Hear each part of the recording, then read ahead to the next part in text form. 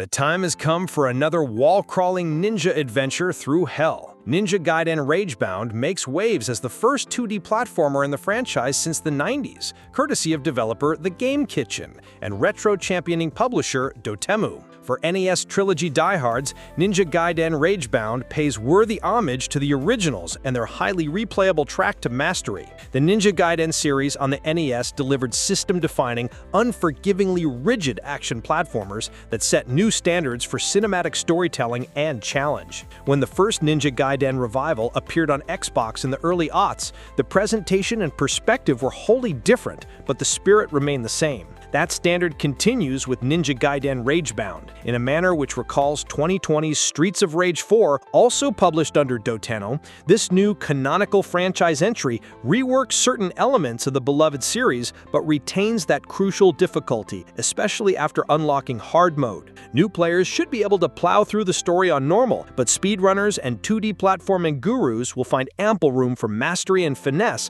on the second, harder playthrough. Two ninjas for the price of one. Ninja Gaiden Ragebound slots directly into the series' mythos, only without Ryu Hayabusa at its center. Instead, you control Kenji Mozu, a ninja protector of Hayabusa Village, training under Ryu, promptly sent off to banish a demonic horde that threatens the village and a world beyond. After the first few levels, Kenji cautiously joins forces with Kumori, a kunoichi of the Black Spider Clan who is functionally his enemy. Kumori then inhabits Kenji's body as a spirit, granting him the use of her kunai darts and a few other magical abilities. Their odd couple pairing forms the bulk of the game's narrative, a spunky and flavorfully written affair. It came as little surprise to learn that Deconstruct Team's own Jordi DePaco served as lead writer. It's peculiar that Ninja Gaiden Ragebound holds back that higher difficulty by default, as franchise vets would arguably prefer the option to ramp things up at the start. Ninjas need upgrades. Anybody who cut their teeth on the original Ninja Gaiden trilogy should feel those reflexes return after a few hours with Ragebound.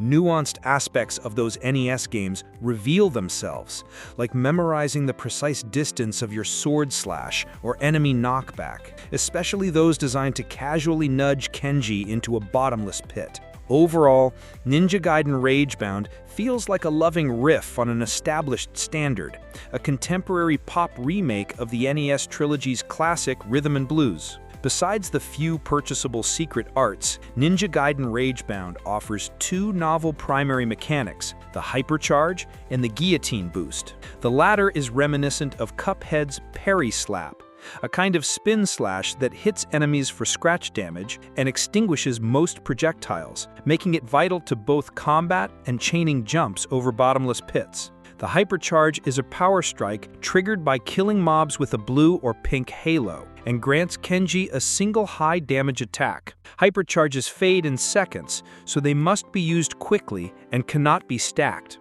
To proc one, blue enemies require a slash kill or guillotine boost, whereas pink enemies must be dispatched with Kumori's kunai.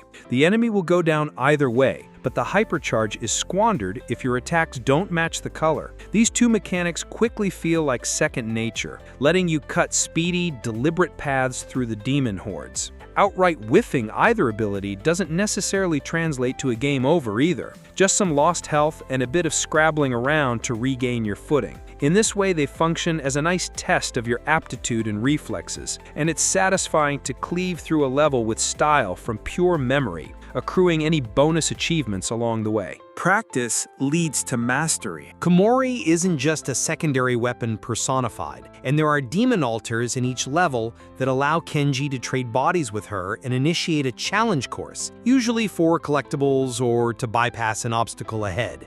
These diversions are fun little pop quizzes, and they never trigger a proper fail state, allowing you to rerun them until perfect, even when the margin for error is often quite slim. These bonus areas allude to Ninja Gaiden Ragebound's general orientation towards speedrunning, with every level attempt timed and bonus grades and achievements awarded for faster clears. As a result, the lack of any proper speedrunning tools is perplexing. Why doesn't the game allow you to segment off problem areas to practice on, allow a quick restart from menu at a previous checkpoint, or record and compete with ghost recordings? The game lacks online leaderboards, practice modes, numbered scoring, or anything else that might bolster its general speedrunning and competitive themes. Sure, we live in an era that will see the best players simply promote their runs on Twitch, YouTube, and the like, but Ninja Gaiden Ragebound systems could have streamlined and encouraged these elements with online leaderboards at minimum. Gunning for the S++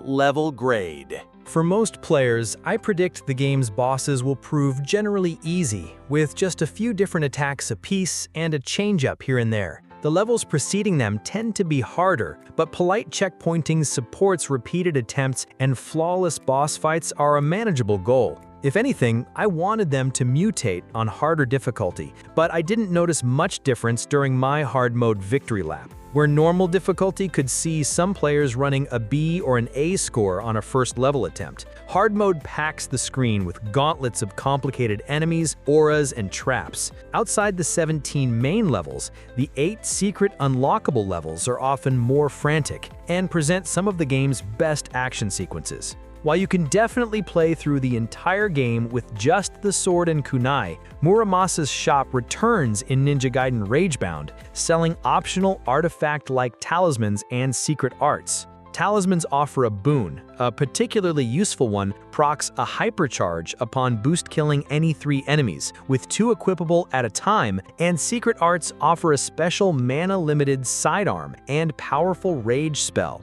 For most of my playthrough, my slots were set and rarely changed. Interestingly, some talismans can also make the game significantly harder while boosting your letter rank by 1, so there are at least some homespun additional difficulty switches available by activating 2 debuffs at once. A groovy retro 2D action platformer that earns its namesake. The longer I played Ninja Gaiden Ragebound, the more I felt my mastery increasing. A single playthrough on normal shouldn't take more than 6 or 7 hours, but hard mode worthily doubles that playtime with meaningfully different content and level design, not just buffed up enemy HP. Hard mode also unlocks the true ending path, which involves a secret challenge I won't spoil here. Past that, the game is specially built for those who love testing themselves to achieve higher grades on levels. It's helped by a tone-perfect soundtrack. Original NES composers Keiji Yamagishi, Ryuichi Nitta, and Kaori Nakabai contributed a few of these new tracks, and some finely detailed pixel art and animation, with screenshots recalling the original Ninja Gaiden arcade game, but fittingly fast-forwarded through 4 decades of technological progress.